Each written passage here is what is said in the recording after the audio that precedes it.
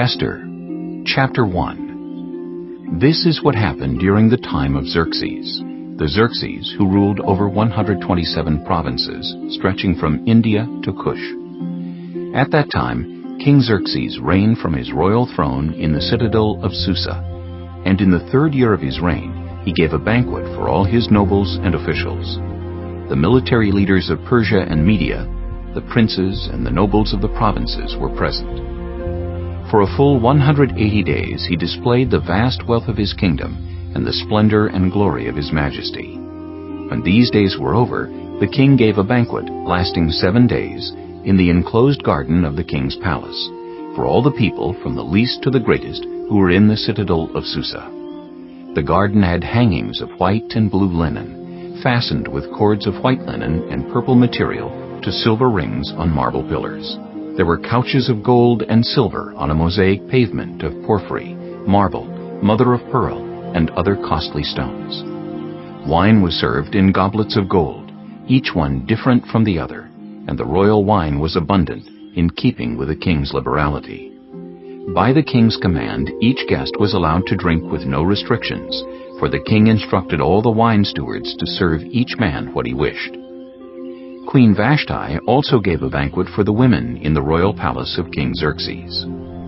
On the 7th day, when King Xerxes was in high spirits from wine, he commanded the 7 eunuchs who served him, Mehuman, Biztha, Harbona, Bigtha, Abagtha, Zethar, and Carcass, to bring before him Queen Vashti, wearing her royal crown, in order to display her beauty to the people and nobles, for she was lovely to look at. But when the attendants delivered the king's command, Queen Vashti refused to come. Then the king became furious and burned with anger.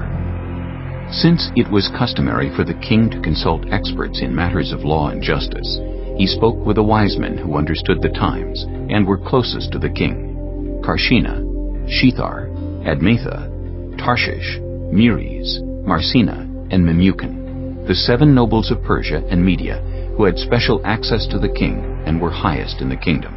According to law, what must be done to Queen Vashti? He asked. She has not obeyed the command of King Xerxes that the eunuchs have taken to her.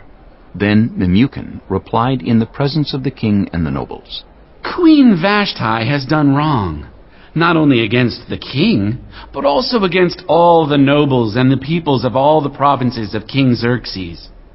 For the queen's conduct will become known to all the women, and so they will despise their husbands and say, King Xerxes commanded Queen Vashti to be brought before him, but she would not come. This very day the Persian and Median women of the nobility, who have heard about the queen's conduct, will respond to all the king's nobles in the same way. There will be no end of disrespect and discord. Therefore, if it pleases the king, let him issue a royal decree, and let it be written in the laws of Persia and Media, which cannot be repealed, that Vashti is never again to enter the presence of King Xerxes. Also, let the king give her royal position to someone else who is better than she. Then, when the king's edict is proclaimed throughout all his vast realm, all the women will respect their husbands, from the least to the greatest. The king and his nobles were pleased with this advice, so the king did as Memucan proposed. He sent dispatches to all parts of the kingdom, to each province in its own script, and to each people in their own language, proclaiming that every man should be ruler over his own household, using his native tongue. Chapter 2. Later, when King Xerxes' fury had subsided, he remembered Vashti and what she had done and what he had decreed about her. Then the king's personal attendants proposed, Let a search be made for beautiful young virgins for the king. Let the king appoint commissioners in every province of his realm to bring all these beautiful young women into the harem at the citadel of Susa. Let them be placed under the care of Haggai, the king's eunuch, who is in charge of the women, and let beauty treatments be given to them. Then let the young woman who pleases the king be queen instead of Vashti. This advice appealed to the king, and he followed it. Now there was in the citadel of Susa a Jew of the tribe of Benjamin named Mordecai, son of Jair, the son of Shimei, the son of Kish, who had been carried into exile from Jerusalem by Nebuchadnezzar, king of Babylon, among those taken captive with Jehoiakim, king of Judah. Mordecai had a cousin named Hadassah, whom he had brought up because she had neither father nor mother. This young woman, who was also known as Esther, had a lovely figure and was beautiful. Mordecai had taken her as his own daughter when her father and mother died. When the king's order and edict had been proclaimed, many young women were brought to the citadel of Susa and put under the care of Hegai. Esther also was taken to the king's palace and entrusted to Hegai, who had charge of the harem. She pleased him and won his favor. Immediately he provided her with her beauty treatments and special food. He assigned to her 7 female attendants selected from the king's palace, and moved her and her attendants into the best place in the harem. Esther had not revealed her nationality and family background, because Mordecai had forbidden her to do so. Every day he walked back and forth near the courtyard of the harem to find out how Esther was and what was happening to her. Before a young woman's turn came to go into King Xerxes, she had to complete 12 months of beauty treatments prescribed for the women, 6 months with oil of myrrh, and 6 with perfumes and cosmetics. And this is how she would go to the king. Anything she wanted was given her to take with her from the harem to the king's palace. In the evening she would go there, and in the morning return to another part of the harem to the care of Sheashgaz, the king's eunuch who was in charge of the concubines.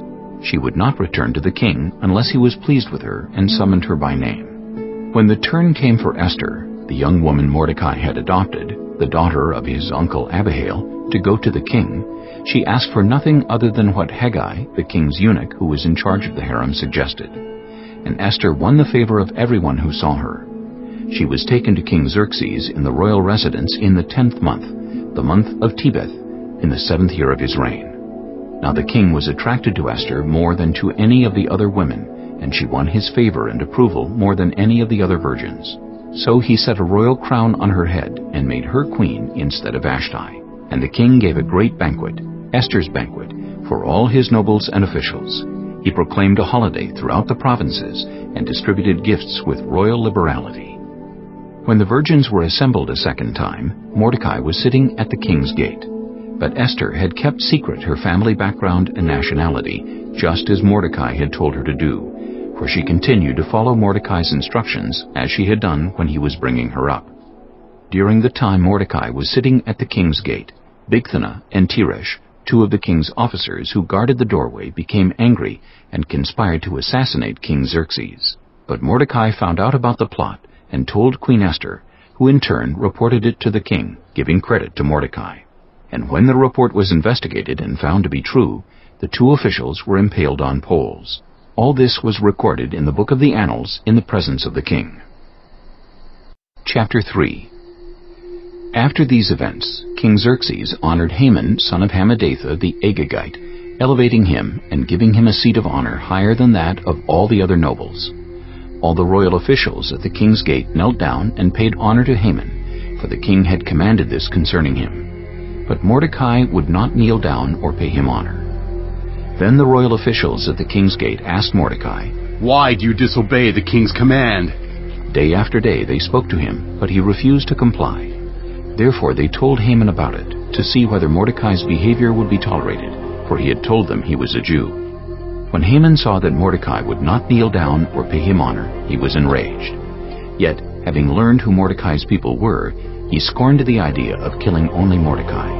Instead, Haman looked for a way to destroy all Mordecai's people, the Jews, throughout the whole kingdom of Xerxes. In the 12th year of King Xerxes, in the 1st month, the month of Nisan, the pure, that is, the lot, was cast in the presence of Haman to select a day and month. And the lot fell on the 12th month, the month of Adar. Then Haman said to King Xerxes, "There is a certain people dispersed among the peoples in all the provinces of your kingdom who keep themselves separate. Their customs are different from those of all other people, and they do not obey the king's laws. It is not in the king's best interest to tolerate them. If it pleases the king, let a decree be issued to destroy them. and I will give 10,000 talents of silver to the king's administrators for the royal treasury." So the king took his signet ring from his finger and gave it to Haman, son of Hammedatha, the Agagite, the enemy of the Jews. "Keep the money," the king said to Haman, "and do with the people as you please." Then, on the 13th day of the first month, the royal secretaries were summoned. They wrote out in the script of each province and in the language of each people all Haman's orders to the king's satraps, the governors of the various provinces, and the nobles of the various peoples. These were written in the name of King Xerxes himself and sealed with his own ring. Dispatches were sent by couriers to all the king's provinces with the order to destroy, kill, and annihilate all the Jews, young and old, women and children, on a single day, the 13th day of the 12th month, the month of Adar, and to plunder their goods. A copy of the text of the edict was to be issued as law in every province and made known to the people of every nationality, so they would be ready for that day. The couriers went out, spurred on by the king's command, and the edict was issued in the citadel of Susa. The king and Haman sat down to drink, but the city of Susa was bewildered. Chapter 4. When Mordecai learned of all that had been done, he tore his clothes, put on sackcloth and ashes, and went out into the city, wailing loudly and bitterly. But he went only as far as the king's gate, because no one clothed in sackcloth was allowed to enter it. In every province to which the edict and order of the king came, there was great mourning among the Jews, with fasting, weeping, and wailing. Many lay in sackcloth and ashes. When Esther's eunuchs and female attendants came and told her about Mordecai, she was in great distress. She sent clothes for him to put on instead of his sackcloth, but he would not accept them. Then Esther summoned Hathach, one of the king's eunuchs assigned to attend her, and ordered him to find out what was troubling Mordecai and why. So Hathach went out to Mordecai in the open square of the city in front of the king's gate. Mordecai told him everything that had happened to him, including the exact amount of money Haman had promised to pay into the royal treasury for the destruction of the Jews. He also gave him a copy of the text of the edict for their annihilation, which had been published in Susa, to show to Esther and explain it to her. And he told him to instruct her to go into the king's presence to beg for mercy and plead with him for her people. Hathach went back and reported to Esther what Mordecai had said. Then she instructed him to say to Mordecai, "All the king's officials and the people of the royal provinces know that for any man or woman who approaches the king in the inner court without being summoned, the king has but one law, that they be put to death, unless the king extends the gold scepter to them and spares their lives. But 30 days have passed since I was called to go to the king." When Esther's words were reported to Mordecai, he sent back this answer: "Do not think that because you are in the king's house, you alone of all the Jews will escape. For if you remain silent at this time, relief and deliverance for the Jews will arise from another place, but you and your father's family will perish. And who knows but that you have come to your royal position for such a time as this?" Then Esther sent this reply to Mordecai: "Go, gather together all the Jews who are in Susa, and fast for me. Do not eat or drink for 3 days, night or day. I and my attendants will fast as you do.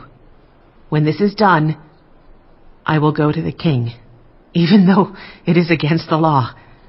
And if I perish, I perish." So Mordecai went away and carried out all of Esther's instructions.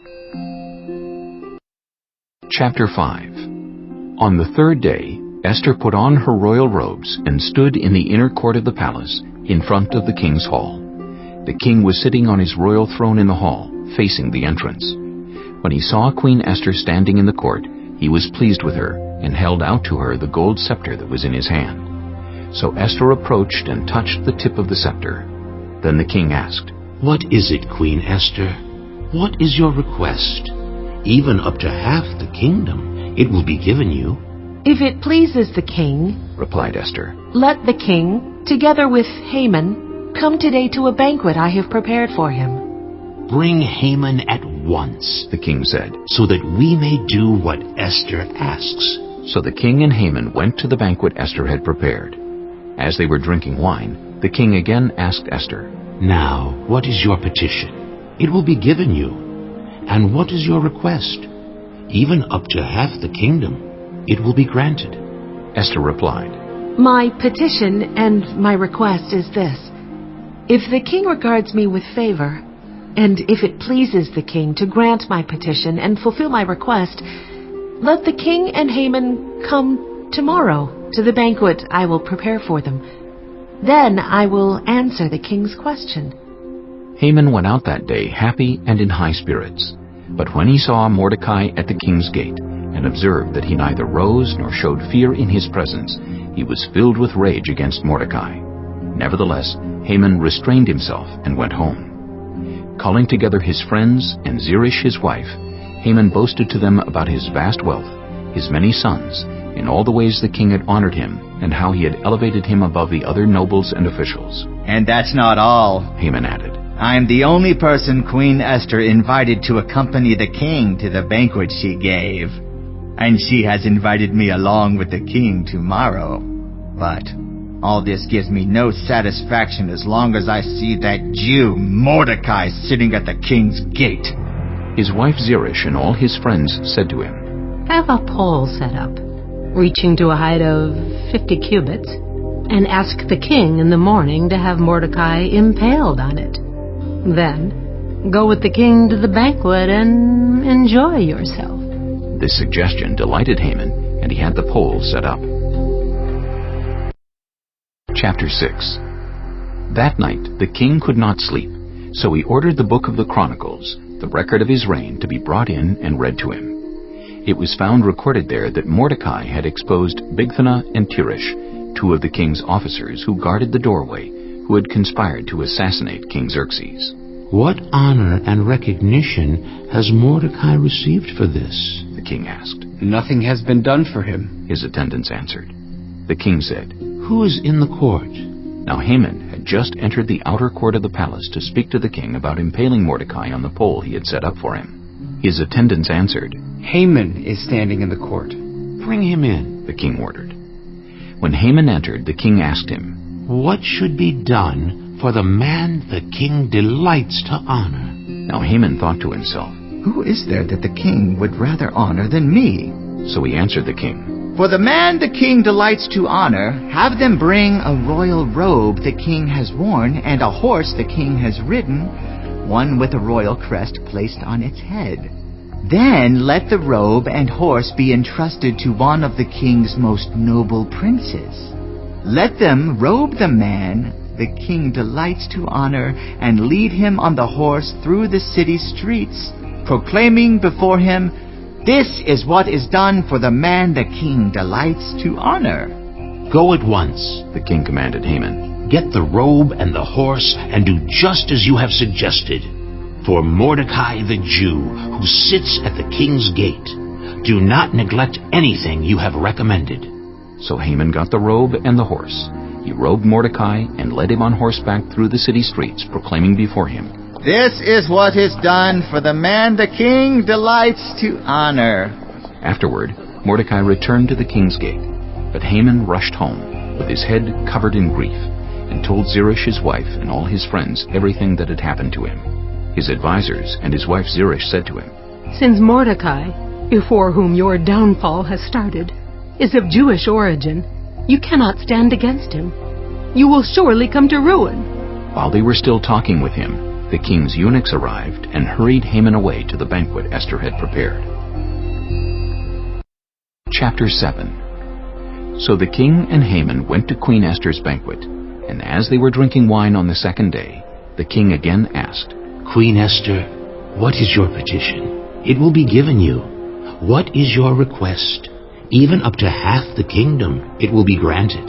Then Queen Esther answered, If I have found favor with you, your majesty, and if it pleases you, grant me my life. This is my petition. And spare my people. This is my request. For I and my people have been sold to be destroyed, killed, and annihilated. If we had merely been sold as male and female slaves, I would have kept quiet, because no such distress would justify disturbing the king.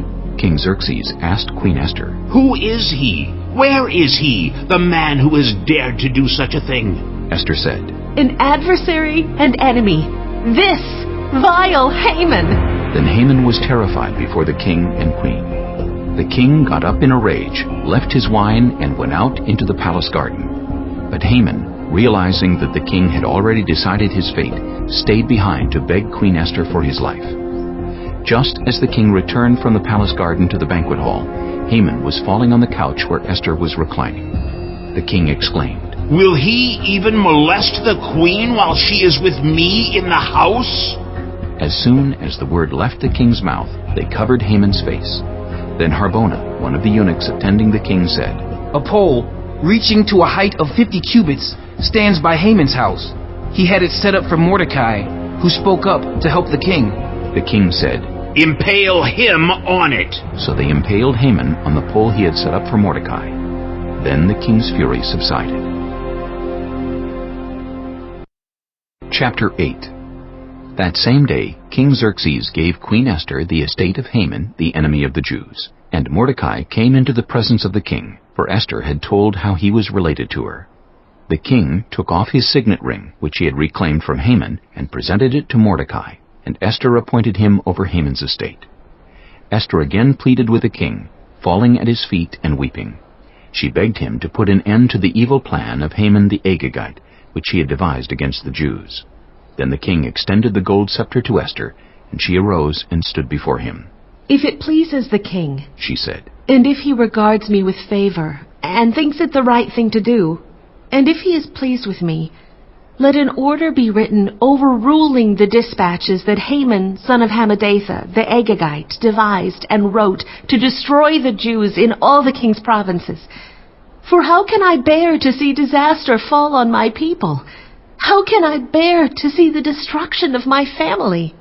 King Xerxes replied to Queen Esther and to Mordecai the Jew, "Because Haman attacked the Jews, I have given his estate to Esther, and they have impaled him on the pole he set up.